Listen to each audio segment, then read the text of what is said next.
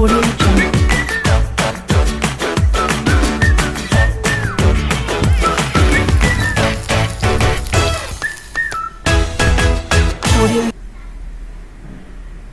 Hello friends, எல்லாருக்கும் வணக்கம். இன்னைக்கு நம்ம வீடியோவில் வந்து முள்ளங்கி சப்பாத்தியும் தொட்டுக்கிறதுக்கு வந்து சோயா சங்க்ஸ் கிரேவியும் வந்து பார்க்க போகிறோங்க. காம்பினேஷனே ரொம்ப சூப்பராக இருக்கும். வாங்க எப்படி பண்ணலாம் அப்படின்னு சொல்லிட்டு பார்க்கலாம். ஃபஸ்ட்டு வந்து நான் 2 முள்ளங்கி எடுத்திருக்கேன். முள்ளங்கி எடுத்து தோல் சீவிக்கலாம்.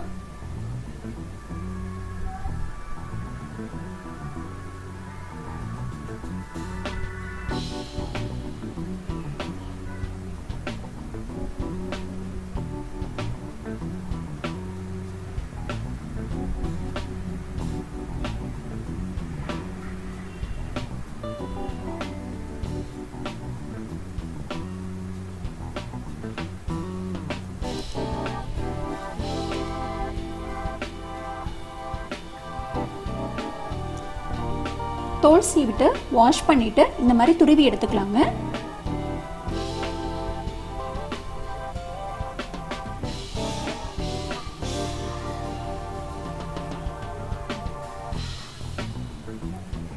ரொம்ப ரொம்ப டேஸ்டியான டிஷ்ஷுங்க இது. முள்ளங்கி பிடிக்காதவங்க கூட சாப்பிட்ருவாங்க. அதனால ஸ்கிப் பண்ணாமல் வீடியோ ஃபுல்லாக பாருங்கள். இந்த மாதிரி துருவி எடுத்துக்கலாங்க ரெண்டையும்.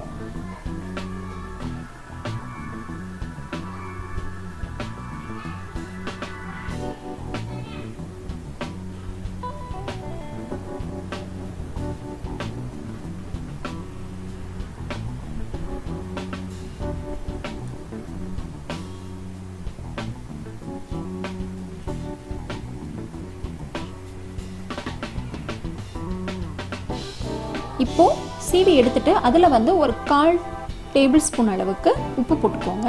உப்பு போட்டுட்டு மிக்ஸ் பண்ணி விட்டுட்டு இதை அப்படியே ஒரு 10 நிமிஷத்துக்கு அப்படியே விட்டுருங்க. 10 நிமிஷம் கழித்து பார்த்தா தண்ணி வந்து வெளியில் வந்திருக்கும். முள்ளங்கியில் இருக்க தண்ணியெல்லாம் அதை வந்து பிழிஞ்சு நம்ம எடுத்துக்கலாம். ஒரு 10 நிமிஷத்துக்கு அப்படியே இருக்கட்டும். இது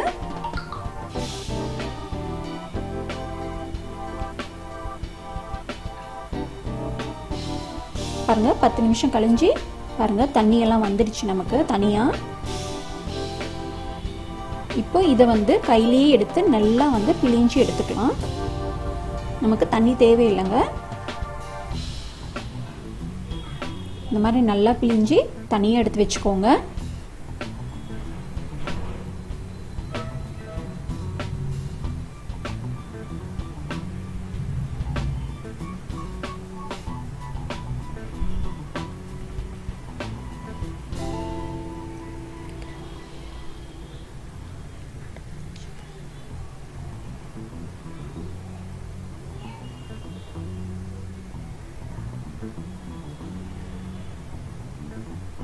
இந்த மாதிரி பிழிஞ்சு நம்ம எல்லாமே எடுத்து வச்சுக்கலாம். இப்போ வந்து நம்ம பராத்தாக்கு வந்து மாவு பிசைஞ்சுக்கலாங்க. உங்களுக்கு தேவையான அளவு வந்து கோதுமை மாவு போட்டுக்கோங்க.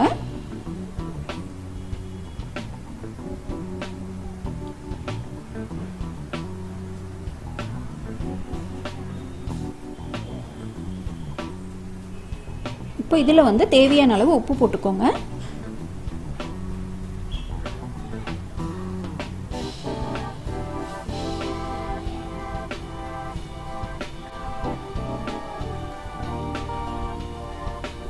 அதுக்கப்புறம் ஒரு 1/2 டேபிள் ஸ்பூன் அளவுக்கு ஓமம் போட்டுக்கோங்க. நல்ல ஒரு ஸ்மெல் கொடுக்கும்.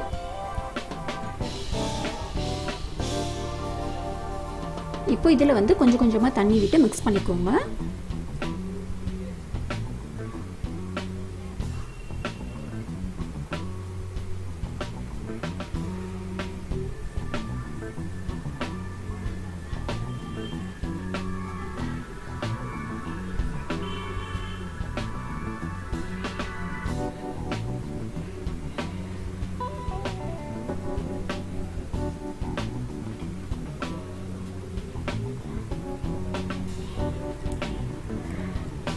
மாவு பிசைஞ்சாச்சுங்க. பாருங்கள் எவ்வளோ சாஃப்டாக இருக்குது. நீங்கள் வேணும்னா நீங்கள் எண்ணெய் கூட கொஞ்சம் அப்ளை பண்ணி வச்சுக்கோங்க. இப்போ சைட் பை சைடில் நம்ம கிரேவியும் பார்த்துடலாம். சோயா சங்க்ஸ் ஒரு 2 கப் அளவுக்கு எடுத்திருக்கேன். இதில் தண்ணி ஊற்றி ஒரு 5 நிமிஷம் கொதிக்க விடுங்க போதும்.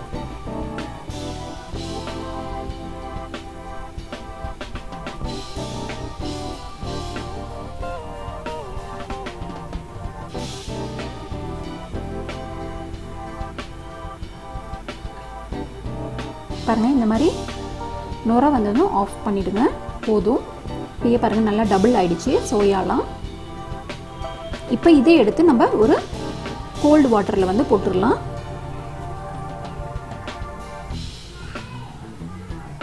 போட்டு அப்படியே வச்சுருங்க. நம்ம கிரேவி பண்ணுறப்ப பார்த்துக்கலாம்.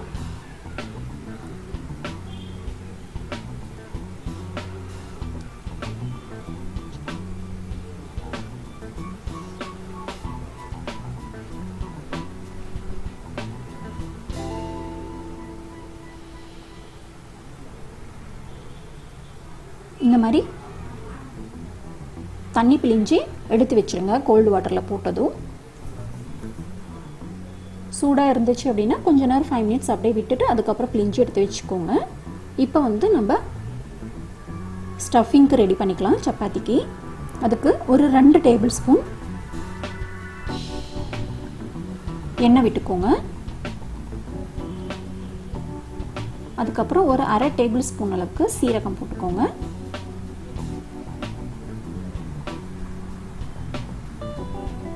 நம்ம துருவி வச்சிருக்க முள்ளங்கி வந்து போட்டுக்கலாங்க. உங்களுக்கு வேணும் அப்படின்னா நீங்கள் வந்து பச்சை மிளகா கூட போட்டுக்கலாம். பொடியாக கட் பண்ணி பச்சை மிளகா, அதுக்கப்புறம் இஞ்சி கூட ஆட் பண்ணிக்கலாம். நான் பசங்க இருக்கிறனால ஆட் பண்ணல. உங்களுக்கு வேணும் அப்படின்னா பொடியாக பச்சை மிளகா, இஞ்சி 2யும் கட் பண்ணி போட்டுக்கோங்க. அதுக்கப்புறம் முள்ளங்கி போட்டு ஆட் பண்ணிக்கோங்க. இப்போது இதில் வந்து ஆமச்சூர் பவுடர் வந்து போட்டுக்கோங்க. ஒரு 1/2 டேபிள் ஸ்பூன் போட்டுக்கோங்க.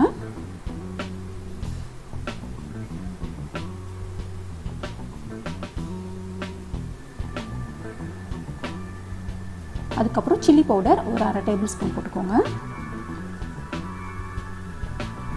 மஞ்சள் ஒரு 1/4 டேபிள் ஸ்பூன் போட்டுக்கோங்க.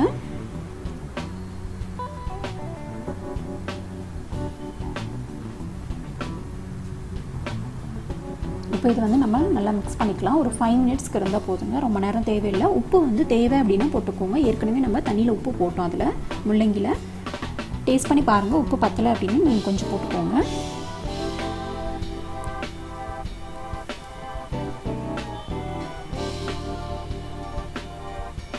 ஒரு 5 மினிட்ஸ்க்கு இந்த மாதிரி நல்லா ஃப்ரை பண்ணி வச்சுட்டு லாஸ்ட்டாக வந்து கொத்தமல்லி கொஞ்சமாக தூவிடுங்க. போதும். இப்போது நமக்கு வந்து பராத்தாக்கு உள்ளே வைக்கிற ஸ்டஃபிங் வந்து ரெடி ஆயிடுச்சு.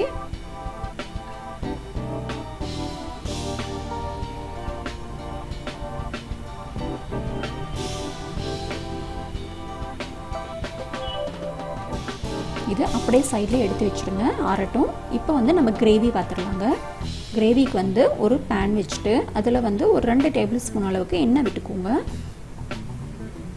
அதுக்கப்புறம் ஒரு பெரிய வெங்காயம் நல்லா பெருசாகவே கட் பண்ணிக்கோங்க.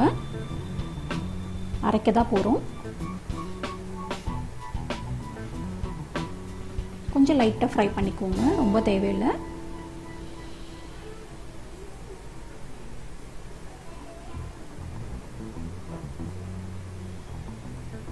அதுக்கப்புறம் கொஞ்சம் சின்ன பீஸ் வந்து இஞ்சி போட்டுக்கோங்க. அதே மாதிரி ஒரு 4 இல்லைன்னா 5 பல்லு பூண்டு போட்டுக்கோங்க.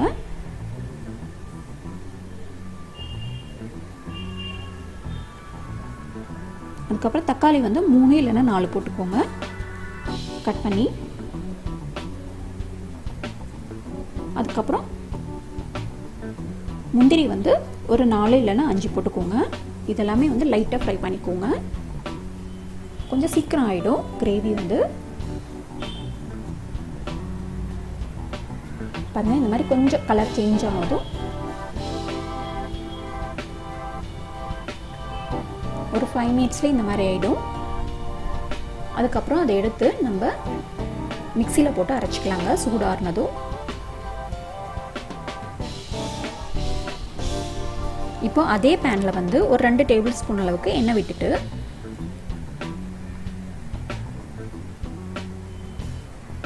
பட்டை ஒரு சின்ன பீஸ் போட்டுக்கோங்க. அதுக்கப்புறம் பிரிஞ்சி இலை ஒரு 2 போட்டுக்கோங்க.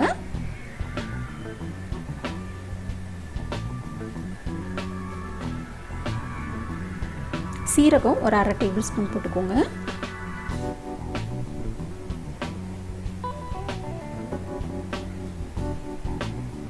லைட்டாக ஃப்ரை பண்ணிவிட்டு அதுக்கப்புறம் சின்ன வெங்காயம் இல்லைன்னா பெரிய வெங்காயம் கூட நீங்கள் போட்டுக்கலாம். இந்த மாதிரி பொடியாக கட் பண்ணி போட்டுக்கோங்க.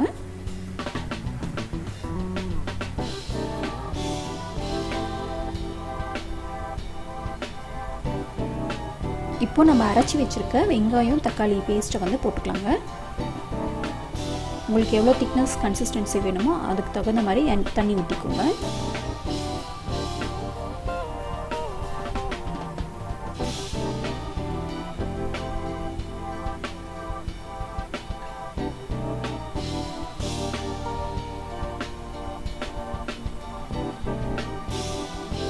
இப்போ இதில் வந்து சில்லி பவுடர் போட்டுக்கோங்க, 1 டேபிள் ஸ்பூன்.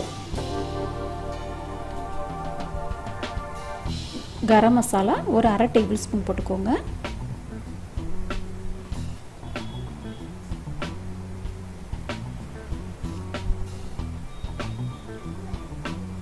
தனியாத்தூள் ஒரு 1/2 டேபிள் ஸ்பூன் போட்டுக்கோங்க.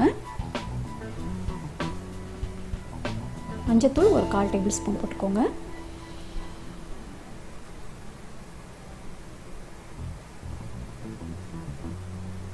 உப்பு இதுக்கு தேவையான அளவு போட்டுக்கோங்க.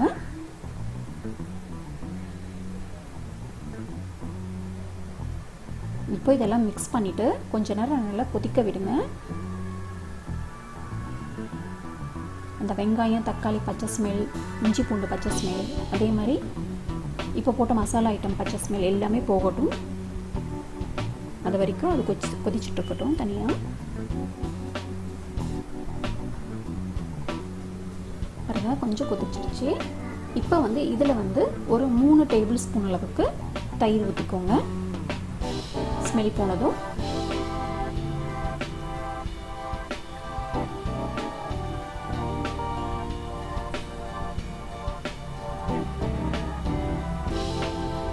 அதுக்கப்புறம் லாஸ்ட்டாக வந்து நம்ம எடுத்து வச்சுருக்க சோயா சங்க்ஸ் வந்து போட்டுக்கலாங்க. தண்ணி வந்து நல்லா பிழிஞ்சிடுங்க, இல்லைன்னா சாப்பிட்றப்போ தண்ணியே இருக்கிற மாதிரி இருக்கும். உள்ள போட்டு நல்லா மிக்ஸ் பண்ணி ஒரு 10 நிமிஷம் அப்படியே விட்டுருங்க.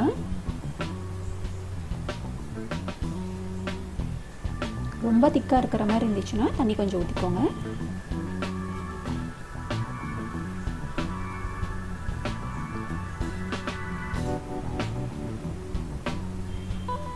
இந்த மாதிரி ஒரு 10 நிமிஷம் கழிச்சு லாஸ்ட்டாக வந்து கொத்தமல்லி வந்து தூவிடுங்க.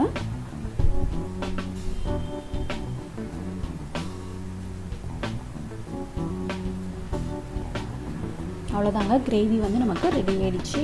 ரொம்ப சிம்பிளாக ஈஸியாக டக்குன்னு முடிஞ்சிடுச்சு. இப்போ வந்து நம்ம பராத்தா பார்க்கலாங்க. பராத்தாக்கு கொஞ்சம் திக்காக வந்து இந்த மாதிரி சப்பாத்தி வந்து ஒத்திட்டு 1 டேபிள் ஸ்பூன் அளவுக்கு நம்ம அந்த இது மிக்ஸி வந்து வச்சுக்கலாங்க. ரொம்ப அதிகமாக வேண்டாம், வெளியில் வந்துடும். இந்த மாதிரி ஃபோல்ட் பண்ணிக்கோங்க. ஃபோல்ட் பண்ணிவிட்டு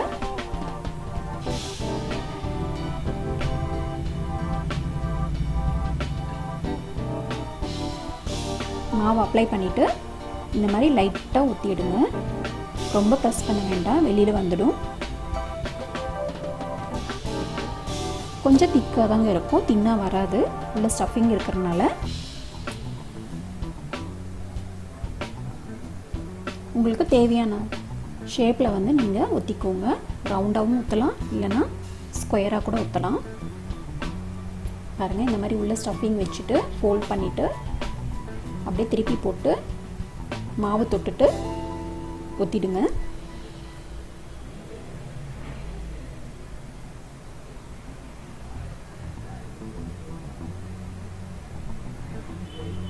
இந்த மாதிரி எல்லா மாவையும் நம்ம ஊற்றி எடுத்துக்கலாங்க.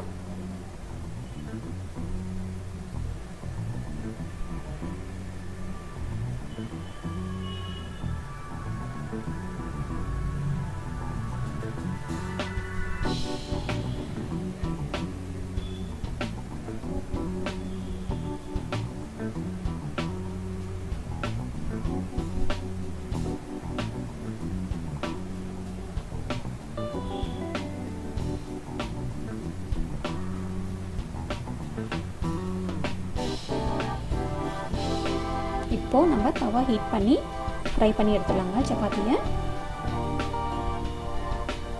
ஹீட் ஆனதும் லைட்டாக வந்து எண்ணெய் விட்டுட்டு பராத்தா வச்சிடலாம். இது கொஞ்சம் டைம் எடுக்குங்க வேகிறதுக்கு.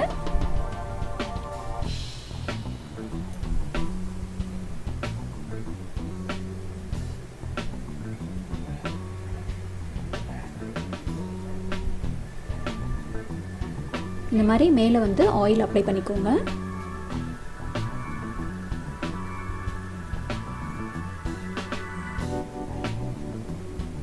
திருப்பி போட்டு பின்னாடியும் வந்து ஆயில் அப்ளை பண்ணிக்கோங்க.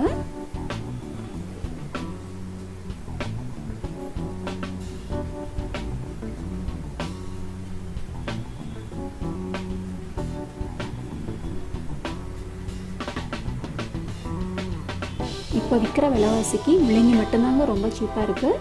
அதனால இந்த சீசனில் வந்து முள்ளங்கி வாங்கி இந்த மாதிரி டிஃப்ரெண்ட்டாக செஞ்சு பாருங்கள். கண்டிப்பாக உங்களுக்கு பிடிக்கும்.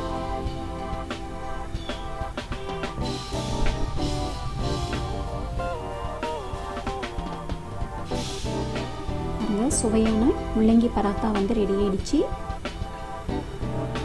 முள்ளங்கி paratha with soya chunks gravy. கண்டிப்பாக ட்ரை பண்ணிவிட்டு கமெண்ட் பண்ணுங்கள்.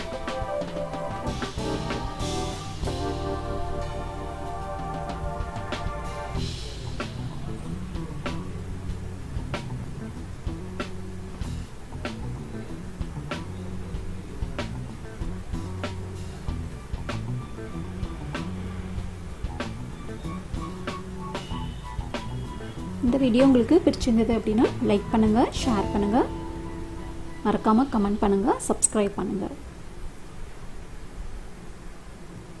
நன்றி, வணக்கம்.